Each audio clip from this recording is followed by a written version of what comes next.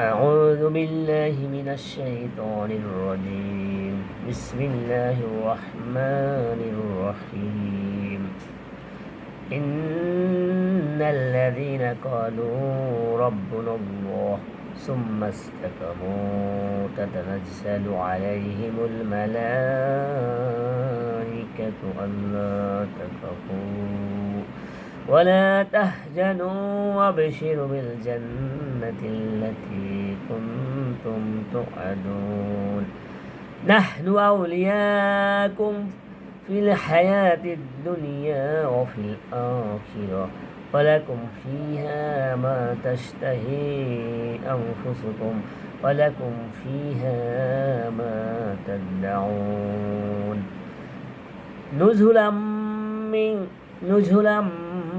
من غفور رحيم ومن أحسن قولا ممن دعا إلى الله وعمل صالحا وقال إنني من المسلمين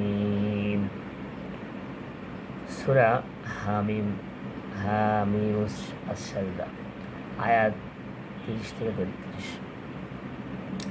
এসব হচ্ছে যেসব লোক বলে আল্লাহ আমাদের রব এবং এই কথার উপর অটল থাকে, নিশ্চয় তাদের প্রতি ফেরেশতা নাজিল করা হয় যারা বলতে থাকে ভয় পেও না, চিন্তাক্লিষ্ট হইও না, আর সেই জান্নাতের সুসংবাদ পেয়ে সন্তুষ্ট হও তোমাদের জন্য যার ওয়াদা করা হয়েছে।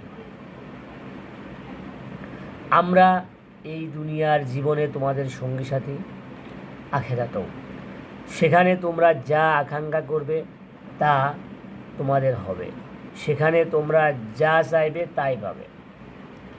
এ হচ্ছে ক্ষমাশীল মেহেরবান সত্তার পক্ষ থেকে মেহমানদারির আয়োজন। ওই ব্যক্তির কথার চেয়ে কার কথা উত্তম হতে পারে যে লোকদেরকে আল্লাহর দিকে ডাকে,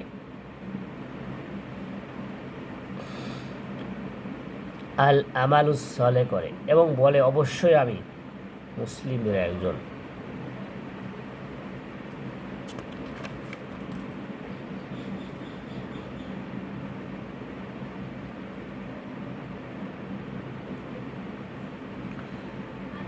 ক্বালু রব্বুনাল্লাহ, তা বলে আল্লাহ আমাদের রব। রব মানে প্রভু, মুনিব, প্রতিপালক, তত্ত্বাবধায়ক, ক্ষমতাশালী, প্রতাপশালী, কর্তৃত্বশীল সত্তা ইত্যাদি। আল্লাহ আমাদের রব, এই ঘোষণা দেওয়ার মানে হচ্ছে আল্লাহকে প্রভু বলে মেনে নেওয়া এবং নিজেরা তার আব্দ রূপে তার প্রতি আনুগত্যশীল জীবন যাপনের সংকল্প ব্যক্ত করা। আল্লাহ আমাদের রব, এই ঘোষণা দেওয়ার মানে হচ্ছে আল্লাহকে মুনিব বলে মেনে নেওয়া এবং নিজেদের চিন্তা চেতনাকে আল্লাহমুখী করা ও কর্মধারাকে আল্লাহমুখী করা। আল্লাহ আমাদের রব, এই ঘোষণা দেওয়ার মানে হচ্ছে আল্লাহকে প্রতিপালক বলে বিশ্বাস করা এবং তার প্রতিপালন ব্যবস্থার প্রতি আস্থাশীল হওয়া। আল্লাহ আমাদের রব, এই ঘোষণা দেওয়ার মানে হচ্ছে আল্লাহকে তত্ত্বাবধায়ক বলে মানা এবং তার তত্ত্বাবধান ব্যবস্থার অধীনে আসি বলে বিশ্বাস রাখা। আল্লাহ আমাদের রব, এই ঘোষণা দেওয়ার মানে হচ্ছে আল্লাহকে তত্ত্বাবধায়ক বলে মানা এবং তত্ত্বাবধান ব্যবস্থার অধীনে আসি বলে বিশ্বাস রাখা।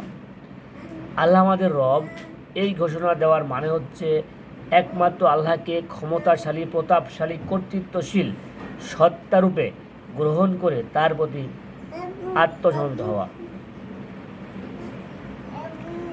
আল্লাহ আমাদের সঠিক বোঝ দান করুন। আল্লাহ আমাদের কোরআনের সঠিক। আসসালামু আলাইকুম।